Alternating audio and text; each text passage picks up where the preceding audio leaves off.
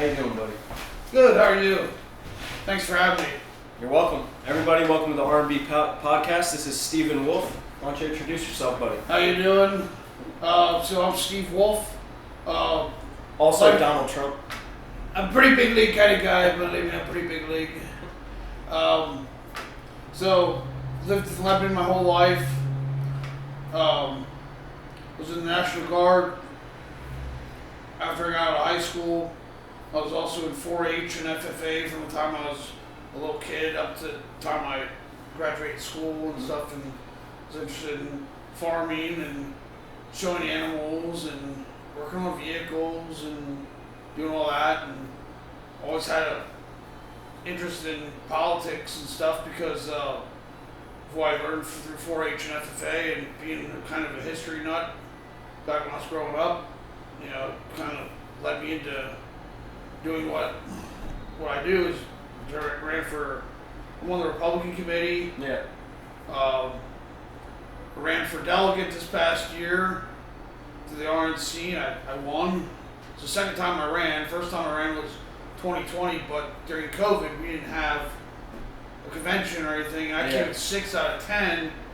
This time around, I was first out of 8. So, where was that held in town? It was Milwaukee. Oh wow. RNC, Republican National Convention. Wow. At the Pfizer Center in Milwaukee, and I had 2 months to raise $10,000 through my PAC, and I had to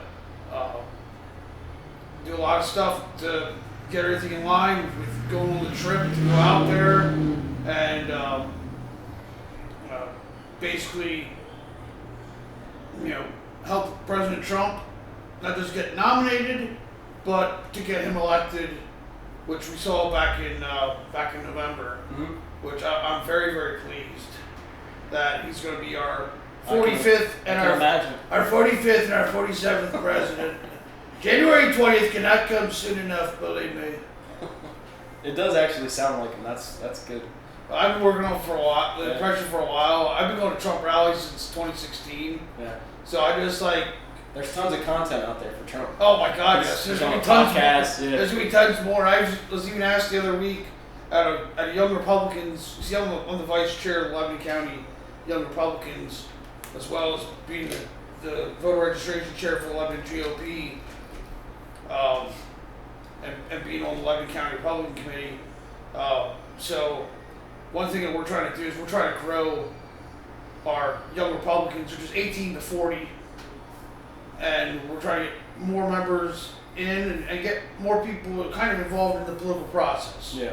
Because if you want to do things in the future, like if you want to run for mayor, or if you want to run for school board, or you want to run for county commissioner, or you want to run for state rep or Congress, you know, in the future, you got to kind of build the bench. That's kind of what we're doing, is we're kind of build the bench, you know, because the people that are in office right now, sure, Lebanon County's blessed. We have great people in office right now, between our mayor of Lebanon City, who did not raise taxes for the last 10 years, and, you know, we've had the city revived, the downtown revitalized, and crime's been down 57%, you know, and taxes have not gone up in the city. I don't live in the city, I live outside the city in North Lebanon Township, but we have good people there. There are township supervisors and stuff, and there's a regional police thing that's going on between North Lebanon, North Cornwall, and, you know, other parts of the county are doing pretty well, and we're kind of blessed that we have those people in office, whether they're our mayors or our school board members or our county commissioners. You know, we have good people in Lebanon County, even our state reps and our state senator. I do try to tell people Lebanon's not what they always say it is. Right. Everybody's negative, but that's because it's all they know. Well, people have those negative conversations, not just here in Lebanon, but in every part of the country. Yeah, everywhere in the world. Everywhere you're going to have the same complaints and stuff. And it's like, if you want to complain about it online and on the internet and stuff, okay, that's one thing, but if you want change, you got to get involved. Yeah, you got to help create it. It's exactly right. You got to get involved. You got to start either showing up at your township meetings, your school board meetings, your city council meetings. You got to meet with your state rep and stuff. The big thing is knowing the political process, knowing the legislative process, and knowing how things work, and who your contacts are, and building that. You got to build those connections and stuff. Yeah. And Yeah, I've been in the grassroots for a long time, helping out with different campaigns and stuff, volunteering for people that have run for Congress, people that have run for state house and state senate, and people that have run for whether it's the bottom ones, whether it's townships or the school boards or mayor's races. I've been helping out with those for a long time, way before I even got on the committee. I got on the committee in 2020. Yeah. I ran for my precinct seat in North Lebanon West, which is Ebenezer, and I ran for delegate that year. And like I said, I was played 6 out of 10, and we didn't have it because we didn't have RNC convention because of COVID at the time. And then I decided, since I didn't win last time, I was going to run again in 24, and everybody pretty well knew I was going to run again, and I decided that I was going to run, and I did, and I won. That's awesome, though. I was on the ballot in 12 counties. It goes by congressional district. People don't really understand what a delegate is. A delegate is somebody that is elected by the people of their congressional districts. So we live in the 9th congressional district, all of Lebanon County. Big swath of Berks. You got all Schuylkill, all Northumberland, Montour, Columbia, Sullivan, Wyoming, half of Luzerne, Bradford, Susquehanna, part of Lycoming counties. It's a big district. It's like the size of Connecticut. Yeah. I got endorsed by some of the ones upstate, up further, and I've had connections I've built for a long time over at the Berks County Patriots. We used to go to the Lebanon 912 group, and that used to meet on Lehman Street here in Lebanon. Over at the there's a diner place down the road here on Lehman Street that we used to meet at. But they don't have those meetings anymore. But I kind of built up my political connections through that locally over the past 12 years, I would say. So it's it takes time, but you gotta build a platform, and then you gotta find people that are willing to agree with what you're saying. Right. It's not easy. Now I've been MAGA ever since MAGA first kind of begun. Like back in 2015 when Trump came down the escalator, I wasn't on his ship right away, but I was definitely on that America First. Yeah. Like I was definitely wanted that. Well, despite any political party, everybody should want, if you're an American, America first. Right. You put America first, you put your citizens before the people of other countries, and you take care of the people here at home before you get involved in other things overseas. It's like you gotta clean your own house and take care of your own house and get it in order before you go nagging at the neighbor next door or nagging at the neighbor down the street about their place. Well, it's like you're trying to save a sinking ship and you have a hole in your boat. Right. But yet you're not gonna fix the hole in the boat, and you're just gonna funnel money out in the billions and billions of dollars to other countries that don't even like us. It's hard to navigate because as Americans, we want to be the helpful ones. We do. We're great at it. We are, but we have to also realize there's people in our country that aren't getting helped. Right. There's veterans that aren't getting helped. There's You're absolutely right. You got veterans that are living on the streets right now, living under bridges. You got kids that aren't getting food. That families can't afford groceries. You can't afford gas.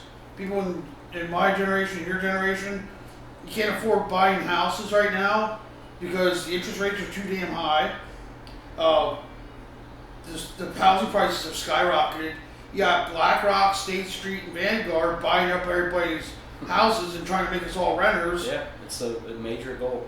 And you got these World Economic Forum people saying, "Oh, we're going to have a great reset, and you're going to own nothing and you'll be happy." It's like, no, we're not going Klaus going Schwab. down. Yeah, Klaus Schwab. You know exactly what I'm talking about. Yeah. He was part of the Hitler Youth. Him Not a good guy. No, not a good guy. Horrible guy. These World Economic Forum people, they're bad news all around, and people need to look into what the World Economic Forum is, because people are like, "Oh, it's Democrat versus Republican here." It's like, no, there's not. There's more forces involved in that. You have globalists that are trying to suck the money dry out of America and the West, and they're trying to push this immigration of all these poor countries into our country, and our countries can't handle it. Yeah. You know, we had this past 4 years, we've had what, 20 million? They say 11 million. I say it's about 20 million illegal immigrants that have come through our border, our poor southern border, and they're living in hotels, 5-star, 4-star hotels. They're getting money for food every month. They're getting stipends for this, that, and the other thing. While we have Americans who are struggling. Healthcare. Yep, they're getting free healthcare. Which, don't get me wrong, everybody in the world should get free healthcare. But if you're a country and you're not giving your own people it, we can't give it to people that aren't from here first. It just doesn't make sense. We need to have like a fair healthcare system. Yeah. And like, we can't even afford that for our own citizens. Like, they're giving these illegal immigrants Social Security. Yet they're telling us Social Security's going bankrupt, but yet they're giving it to the illegals that they're pouring into the country. They're literally bringing these people in. Like, if these countries have problems in their own countries, figure it out. The people have to figure it out on their own. They can't just, hey, I'm leaving and going to America and thinking, and everybody in the brothers leaving and going towards America. Well, I'm going to tell you something. You're not going to solve nothing in your country. Your country's going to be depleted, and you're going to show up here and you're going to suck off all resources for our citizens. So, well, the reason Americans don't like illegal immigration is because we know what it leads to. Yeah. We were illegal immigrants, essentially, and we came over and we stole this land. And I won't say we stole the land. The land's been. You go down a rocky road when you're talking about stolen land, because every one of these Indian tribes that were here, they stole land off each other. Yeah. But we didn't say, hey guys, you can live with us. We Yeah, were like, go over there. We came over here and we grew as a society and stuff when our ancestors came over here and settled in this country. Yeah. Like, so I have a story about that. My family, my mom's side's Kreiders. Okay, Kreider's a really big name around here, right? William Penn invited 3 Kreider brothers to come over here and settle in like Cleona area. They first initially got 1,300 acres of land from William Penn. My family were Mennonites in Europe, in Germany and France. They were being pushed out because they weren't following the state religion at the time. So they were being pushed out. They got pushed into Switzerland, and then they came over here. Once the first part of the family came over, the rest of the family came over and got more land from William Penn, and we ended up helping settle Berks, Chester, Lancaster, Lebanon, and Dauphin counties in this area. And we've been here ever since. And the difference between us versus the illegals, immigrants that are coming in now, is our ancestors, when they came here, there was nothing here. Yeah. But when, over all these years of our ancestors being here and stuff, and the generations coming down through, my family helped build this country. We've helped feed this country. We've helped defend this country. You know, we've actually done things to actually benefit the people who are already living here. Yeah. And you have people that come in and they're getting everything handed to them on a silver platter. My family, my ancestors and stuff, had to literally make everything they had. Homemade. Yeah, to actually survive and actually make good and be able to survive for what they had. I know, in Pennsylvania, if you know how cold it is right now. Oh yeah. Just imagine no heat. Imagine living in a log cabin or something out in the middle of nowhere. You gotta go out and cut your own wood. There are no log splitters. No. You're out there doing it by hand. Yeah. And you gotta cut all your own firewood and stuff. You gotta kill your own meat and everything before the winter gets here. You gotta make sure you have all your crops in, so that you as a person can survive. Yeah. Like there wasn't none of this industrialized stuff, or with transportation, or it was just survival. Right. It was literally just survival. Survive till spring. Pretty much, and then start it all over again. Yeah. It's crazy to think about, like, at that time period, why people would even settle here, and not like further south.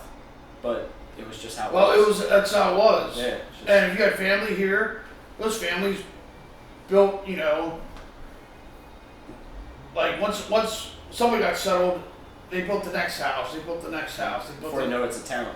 And pretty much you pretty much have a town. And like Myerstown was built because of a guy named Jacob Myers. Yeah. Lebanon was Steigstown. Yeah, Steigstown was the first one. And right up here by Hutter's is the old fort. Lights Fort, yeah, which is like the first building that was here. Yeah. They say there's underground tunnels and stuff throughout that, which I would think only would make sense. Because if you're going to build a fort, you need a way to get out of it. Well, the underground tunnels you're probably thinking about are there's underground tunnels that come through Hershey, and they come over to Palmyra, and that's where you have like the sinkholes and stuff. Yeah, like I know people that have actually went down and rappelled down into some of these holes that are, like these big chambers that are down underground, and they'll measure everything, and they come back later on, they remeasure it, and everything's changed, and you have like dirty water and stuff, and like up there at the bowling alley in Palmyra. That's a crazy job. 422, right? Yeah, the sinkhole. The sinkhole. Well, back in the day, they used to crush cars and bury cars in that hole. And they pour concrete and stuff. And I talked to guys that run with Penzi Supply and guys that run with Boger, and they said they dumped all this concrete in and they don't even know where the hell it went, because it's just like sank forever. It just sank forever. Like literally, that's honestly absurd to even fathom. To fathom how big that hole is. Yeah. I remember driving over it. I remember when they were fixing it these last couple times, where they were filling it up and stuff to put the bank in at the corner of the parking lot there, the Sinkhole Saloon. My dad told me years ago, because my dad worked up in Hershey for 40 some odd years before he retired. So you go up 422 quite a bit, and back around the time when I was born, 422 they had it cut off. And you had to go drive through the parking lot there at the bowling alley, because they had excavators inside that hole. That's how big this hole is. They had excavators inside that hole. You can always, they're big monsters, excavators. You always see the very tippy top of them. And they're down, that's how, like, that hole goes pretty deep. Yeah, that's insane. But, that road was closed many times. Many times over the years. I remember growing up, going up through there quite a bit, and it'd be closed, and you have to go all around Palmyra, just like you have. And that traffic's already bad. Yeah. Through Palmyra. Well, it's just like the 72 bridge that finally opened. Yeah. Like, I'm so glad that opened. I know, there was talks that it was going to be till next year. Well, they got it done. I'm glad they got it done. Now I hear word is they're going to name that bridge after our late great Senator Dave Arnold, who was our former county DA before he was our state senator, and he died of cancer a couple years ago. So, that's why I hear. That's what I've heard that who they're gonna name it after. It's gonna be the David Arnold Jr. Bridge. I don't see any problem with that. Which he's a good guy. I don't know too much about him, to be honest. I got to know him through Republican Committee and stuff, and you know, I'm gonna tell you right now, I'm not perfect either. Like, I went through the criminal justice system. Like, I had a DUI, 2011. I rolled a Jeep 4 times. My 23rd birthday. You know, I think there's a reason why I'm still here. Yeah. And I went through the ARD program, had it all expunged. So obviously, I'm not perfect. But no one is. Right, nobody is. You need to make, I don't want to say you need to make mistakes, but if you Sometimes, don't make mistakes, right, you won't be able to learn. Right, you learn from your mistakes. And there's a redemption thing in there too. And who knows, you might talk to a kid one day that would have made that choice to drink and drive, and now he won't. Right. So if that's the case, then it was all for purpose. Right. Yeah. I live by a phrase, it's amor fati, the love of your fate, good or bad, because it develops who you are. And even if the good doesn't happen, you won't be who you are. If the bad right. doesn't happen, you won't be who you are. Right, so right. you needed it. Yeah. It's unfortunate. It's unfortunate. But it's necessary in a lot of ways to develop people. Right. But but I'm telling you, don't drink and drive. Yeah, it's for not sure. freaking worth it. I don't even drink, so I'm out of that game. Right. And I was bartender for years, so I've seen both aspects of it. Yeah, yeah. And a lot of the reasons I don't want to ever bartend again is because of the aspect where I know that you're going to get in your car and drive intoxicated, and there's no way around it. And it might not even be my fault, but if you go home and you crash your car, I'm liable. Yeah, yep. And as a bartender, it was a tough subject because I could serve you 1 or 2 beers. You go in your car and you have a bottle of whiskey in your car. Right. Now you drink it all, you throw it out, you drive home. Those cops aren't going to care if you had the bottle of whiskey. They're going to care where you were drinking at. Yep. You know what I mean? They're going to come right back. They're going to come right back at you. And yep. bartenders can get arrested. They can get, obviously firing is like the least thing that can happen. But you get arrested. Oh, yeah. Yeah, it's nuts. Or like somebody could die. Yeah. Which is the ultimate. Which I'll tell you what, I was so thankful that when I had my accident, I was the only one hurt in the accident. I only destroyed my property. I didn't destroy anybody else's property. Thank God nobody was coming around that turn. Yeah. When my Jeep rolled, because I ended up rolling in a field. Shoot. Yeah. So, but I'll tell you what, you go through good experiences, bad experiences. You have them all. And you learn from them. Like nobody's perfect. I agree. And you have to be able to be transparent about it. Yeah. Because if you wouldn't be open about it, somebody that needs your lesson might not learn it. Yeah. So you have to be willing to express, like, hey, I made mistakes in the past. If you run from mistakes, then it's like, this guy's a fake. Yeah. You know what I mean, if you're open and transparent about it, it's like, all right, he's like me. Right. He's messed up before. He's tried to make himself better, and now he is. And people need that too. That's why it's important to be transparent. Let people know it's like, I'm a human too. Yeah. The problem with social media these days is we only see the good in people's lives. Yeah, you only see the really good or the really bad. Yeah. And there's things going on right now, like, so this CEO from up in New York gets whacked off by this The United Healthcare. Yeah, the United Healthcare guy. He gets killed. Walking down a street. Yeah. Walking down a sidewalk in a busy street in New York City, and you got some people right now that are claiming that the guy that shot him was a hero, and it's like, no, absolutely not. That is a problem. It's a problem. It's getting to be a bigger problem, and people need to like. Robin Hood didn't kill people. No, you know what I mean? but people need to understand that what's going on with that, like, there's no good that can come out of that situation. No, only worse, because they're just going to put another monster there to do it. Well, it's not. It's right. Not only that, it's the fact that, like, there's a game going on right now that these people are trying to make. It's a card game. It's like you remember.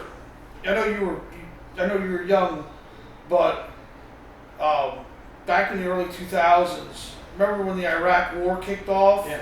And they had this card game of the Iraqi dictators and generals and stuff, and they're like And you're trying to collect them. in a deck of cards. Okay, so I just saw this yesterday. It's in the New York Post. Here they're developing. This one guy's developing a 52 deck card game of CEOs, American CEOs from various different industries and stuff, and they're putting them on the cards. Yeah. And on the one side it'll have the picture of that person.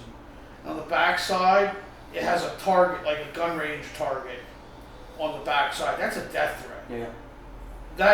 There is no need for political violence. And right now, Christmas being this week and stuff, and us going into the new year, Yeah. we have to disavow this nonsense going on. Yeah. With this political violence, that's what it's going to turn into, and we have to promote peace amongst our people, because you cannot have this vigilante run around rampant stuff going on, in our country, or it's just going to make our country fall apart. If it's allowed that oh well, you can just go out and shoot a CEO in broad daylight. I don't care what they did or didn't do. We have a court system. Yep. We have institutions. Like we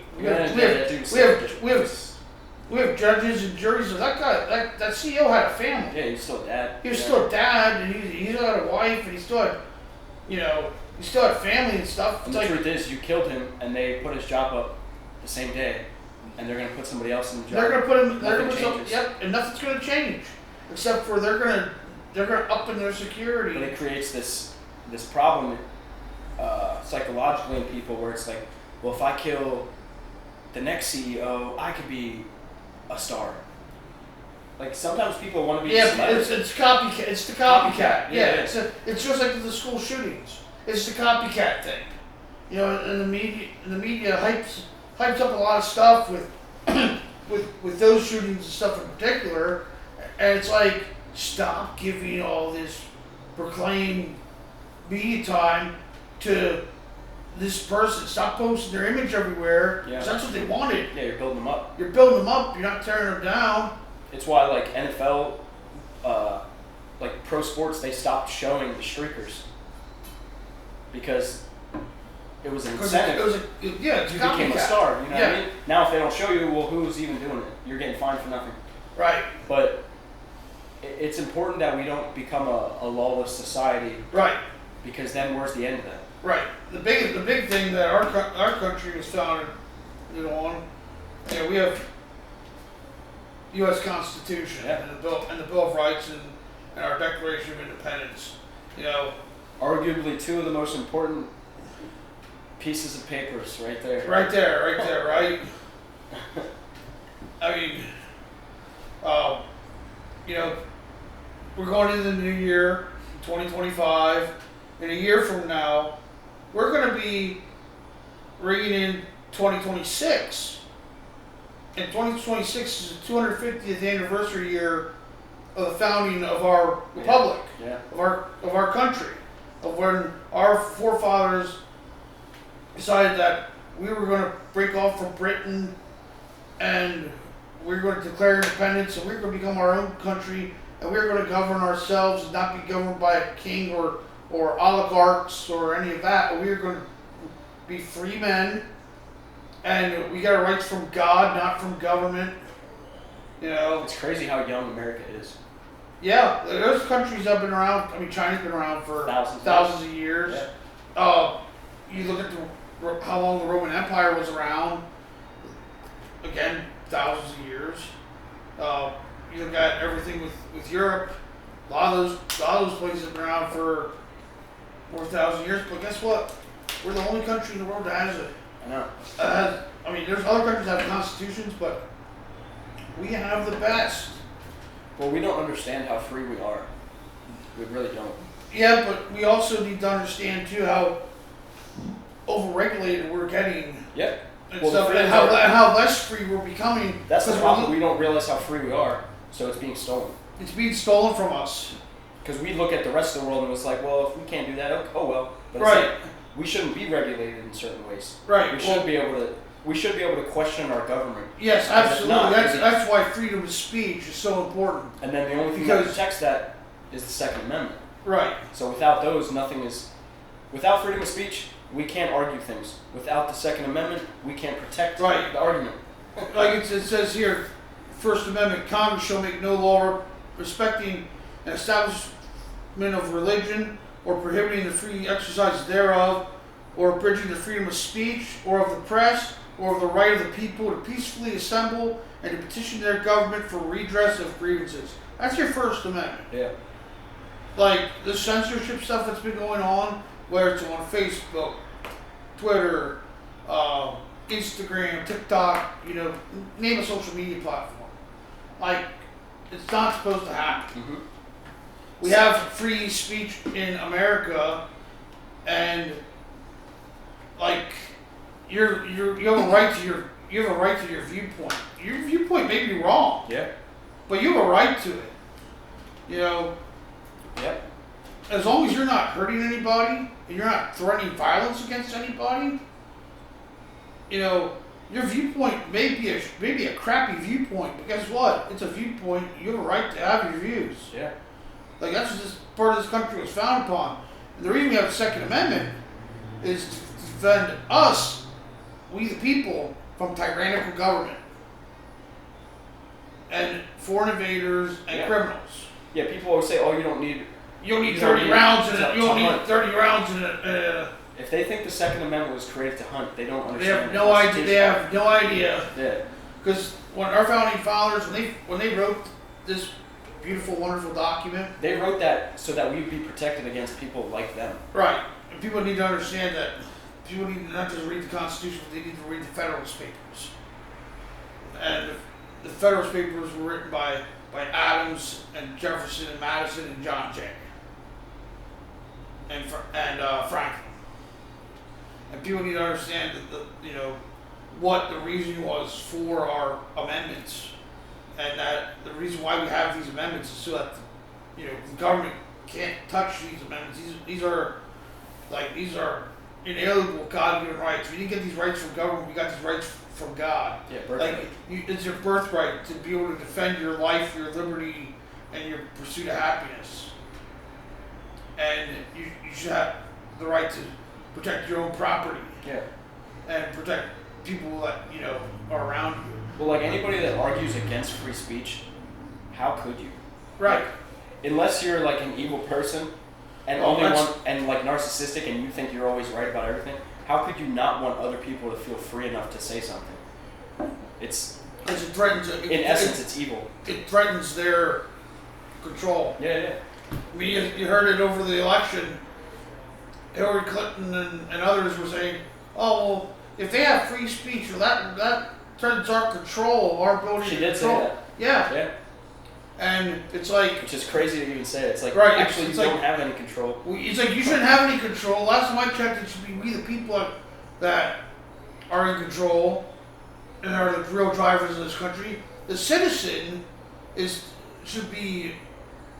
People don't place the citizen as high as what it should be. Oh, I know. The citizen, you're a free person. You're a free man. And, like, God gave you free will, put you on this earth, and you just happen to be born in the United States of America. You're the luckiest, you're I the know. luckiest of the lucky.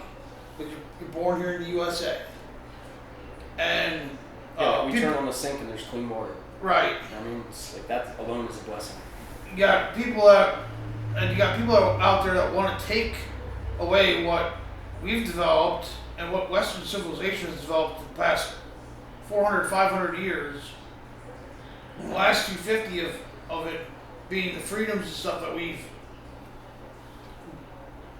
grown into with, and they want to take it all away. Yeah. They want to take away private property. They want to threaten your rights to speech or grievances of your government. They're spying on you through your cell phone, like. Well, even a lot of things were taken away without us even Right, like Complain, the Patriot Act. like the right to protest. So technically, we have a right to protest anything, but you have to get approved. So if you're going to protest your government, what is the incentive for them to approve it? Well, It becomes a problem where it's like, well, if I'm protesting what they're doing, but they're the only ones that can give me the approval to protest, why would they approve it? So It's a dangerous road. they have to give you like if you go to protest, yeah, you request a permit ahead of time. Like, okay, we're this group, and we're going to be protesting, you know, the abolition of our gun rights, right? Like, say it's the NRA or the Gun Owners of America. They have lobbyists and stuff that will go in and get the permits and everything, or they'll have somebody go and get the permits for, okay, at this time, this place, we're gonna have a protest here on the state capitol steps, or you know, and they pretty much have to grant it. But that is a problem though, because say I want to protest the judge that allows it. I want to protest something he did. Like, this is a fake scenario. Right. Say this judge did something evil and everybody wants to protest it, but he's the judge that grants the approvals for protesting permits. Why would he grant it? They're gonna have to grant it anyway, or they're gonna look bad themselves. Well, they'll look bad, but there's no like law that says, oh, we have to. Oh, It's there's law. It's the First Amendment. Yeah, but according to that, you shouldn't need the permit. Right? Yeah, I mean. Yeah. It shouldn't be permitted. Right, It should right. be, it's our right. We have a problem. We don't need to tell you we're gonna protest it. That's where I find my fine line of government. Because it becomes a game where it's like, well, who do you have to be nice to get what you want? Right, Sometimes. but in civil society, sometimes if you're gonna have like a protest, sometimes some things around you have to kind of get like there has to be priority taken over certain issues and stuff like you don't want to be in a dangerous construction zone protesting something going on like you're digging out in the street here and you have 150 people out there. Yeah. So it's one of the things is public safety, but you also have to understand too that like there are other things in society that are going on around us while this is going on, but it has to remain peaceful. And when you apply for a permit, usually like they'll try to send out some like somebody from like your local police department, your sheriff's department, or something, will reach out to your point of contact. Like I want to tell you something. I was in the Oath Keepers, okay, and we were always peaceful, even with the J6 stuff. We were always peaceful when we had a protest. Whether it was like we show up to protect other groups because there were groups that were threatened by like Antifa, Black. Well, what's crazy is the January 6th thing.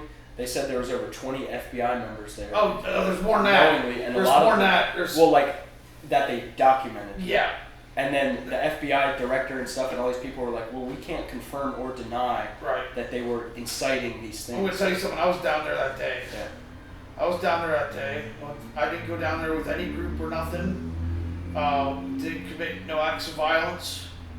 I went down there because my buddy's, my best friend, his wife and his mother-in-law and his mother-in-law's cousin wanted to go down because they thought it was going to be the last time Trump was going to have any speeches or anything at the Ellipse. Yeah.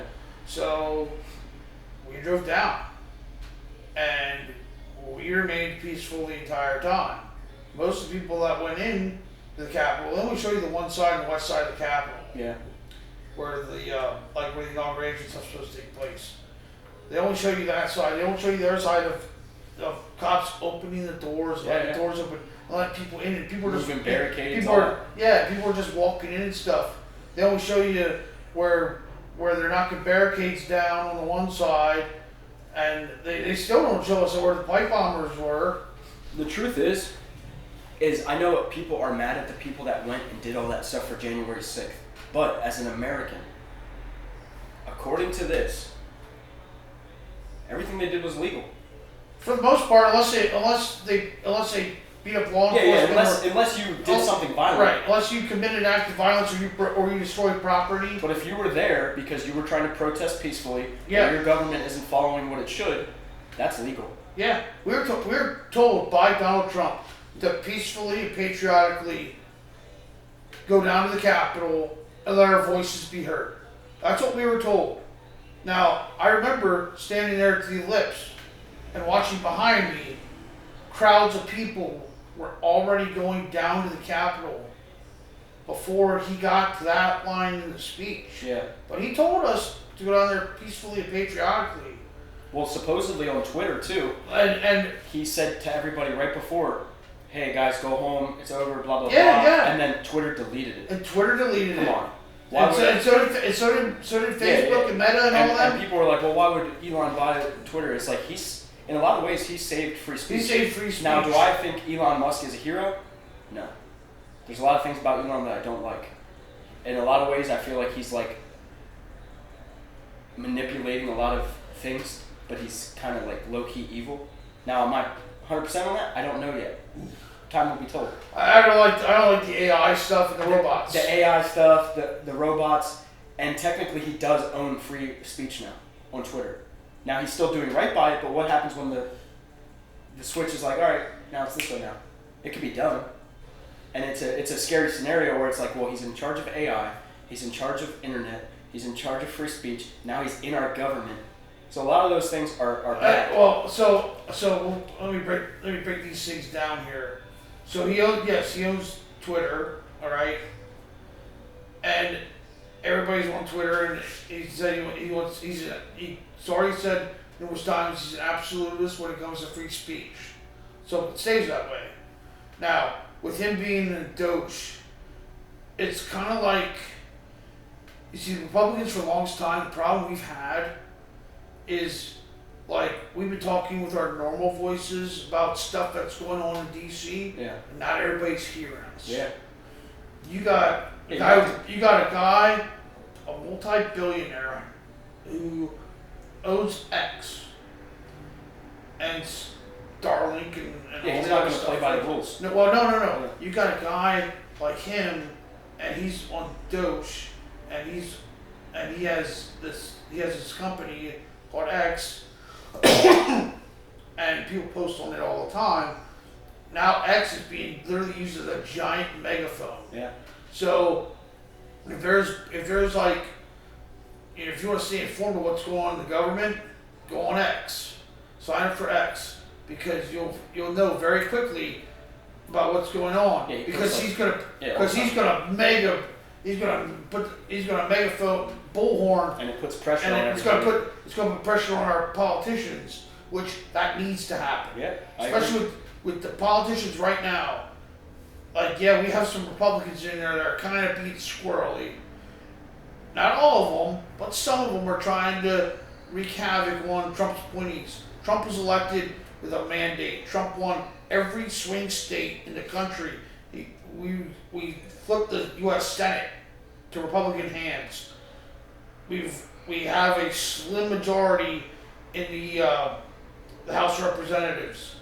Donald Trump was elected on a mandate by the American people. He won the popular vote.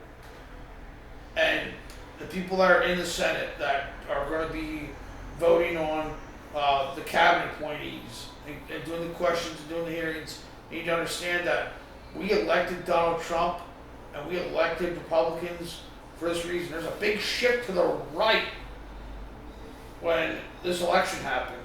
And I'm glad it happened in a landslide. And people are like, there's some people saying, well, it's only 1 or 2%. And like the saying, it's like, too big to rig, right? It's too big to rig, it's too big to rig. And we won, and we won all 7 swing states. Like, there was Georgia, North Carolina, Pennsylvania, Michigan, Wisconsin, Arizona, Nevada, and we won Ohio again, and we won Florida again, very strongly, and we won with the Electoral College, I think it was 312 to 226, and that's a big, that's a mandate right there. You know what's weird? The states he lost were the ones with the biggest influx of illegal immigrants. I think he could have. Yeah, I think he could have won those states too had not been for the illegal immigration stuff, and you have places Like Gavin Newsom. Gavin Newsom signed into law. You don't need to have ID to right. vote. Right. They're not even allowed to ask you for ID. It's illegal, but I need to have ID to go to buy beer. To drive a car. To buy well, like if you enter cigarettes if you enter a casino, not even play. You don't have to play anything. If you enter a casino, they scan your ID. They scan your ID. But if I vote for the president of the United States, I don't have to show my ID. It makes no sense. It doesn't make any sense, and it's actually he hurt their chances in a lot of ways because he said, well, and he was like racist about it too. He's like, well. He kind of came out and said, he's like, well, black people, it's harder for them to get IDs. That's the biggest it's bullshit. BS. It's BS. Yeah. It's just a way to justify it, and people won't question it because it's race bait. Well, they've been race baiting for a long time. The problem is, there are a lot of blacks and Hispanics and stuff that know how to get a driver's license and know how to get an ID. Of course. And it's disrespectful to say that they can't. Right. That's why they're not stupid people. They know how to get this stuff. He was like saying, oh, they're lesser because it's harder for them to get it than the whites. And it's like, bro, you can't say that. It's like, yeah. Gavin Newsom and his wing of lefties, they're not even like. I thought they were going to choose him when Biden dropped. I thought they were too. I thought, and if they would have chose him, they would have won. I really do think. Not because he's better. The guy's like, I'm telling you, man. He's slick, dude. He's slick, but the problem is he's like one of those TV movie villains. Yeah, that's how he personifies it. I view him as like the evil villain in a movie that's trying to become president.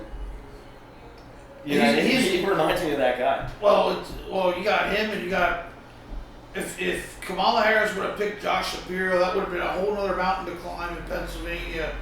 And we may not have won Pennsylvania at that time, but we with her walls out now, 2028's coming. I think J.D. Vance is going to be the new face of. Depending on how his next 4 years go, yeah. Of the MAGA movement. Yeah, I can see them pairing up J.D. Vance with somebody, or not J.D., Gavin Newsom and somebody else that's outspoken. Right, like a Josh Shapiro. Josh Shapiro, let me tell you something. He's. I almost feel it has to be a woman nowadays. Right, but Josh Shapiro has an urge. He wants to be the first Jewish president. Okay, he has that urge to want to become president, and he wants to make history because he wants to be the first Jewish president. Now, I don't have a problem with a Jew being president. I'm not anti-Semitic at all, but my problem is I don't like his policies. Yeah. I don't like where he's turning things towards. Now, he's our governor, and he's been pretty likable throughout the time he's been in office by pretty good measure, but I think a lot of people are starting to figure out we don't want this guy either. Yeah. It was just a better option to most. No, well, at the time people thought he was a better option than most, but he is not a good That's option. usually how politicians go. They talk you up. And then while they're in. Yep, they talk you in, they try to feed you a bunch of bullshit to get you to. How they can't fix anything because they're handcuffed.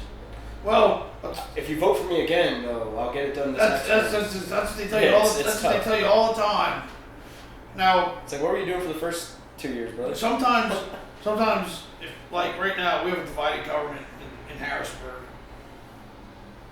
State Republicans have they're one seat behind from having control of the state house. The state senate, we have a several seat majority in the state senate. There's only a few seats that are holding us from turning into California here in Pennsylvania. Because you have a Democrat governor, a Democrat House, a Republican Senate. It didn't change over the election, which was actually pretty surprising. I was hoping we were going to pick up a few more seats on the Republican side in the state house. Maybe I don't know our majority in the state senate, but it kind of held together through the election because people voted for other parties with bottom line of the ticket. Yeah. Like I was telling people, and I posted blast on Facebook, vote if you're gonna if you're voting, if you're going to vote, and you're gonna vote for Trump, please vote for everybody that's Republican down ballot. And it worked for some of the races. I mean, we got all the statewide people across. We got Dave McCormick in, finally replaced Bob Casey, who hasn't done a damn thing for Pennsylvanians in the 18 years he's been the U.S. Senator. So now we got Dave He was trying to McCormick. fight it too. So we got Dave McCormick in. We got Tim DeFore as our Auditor General again.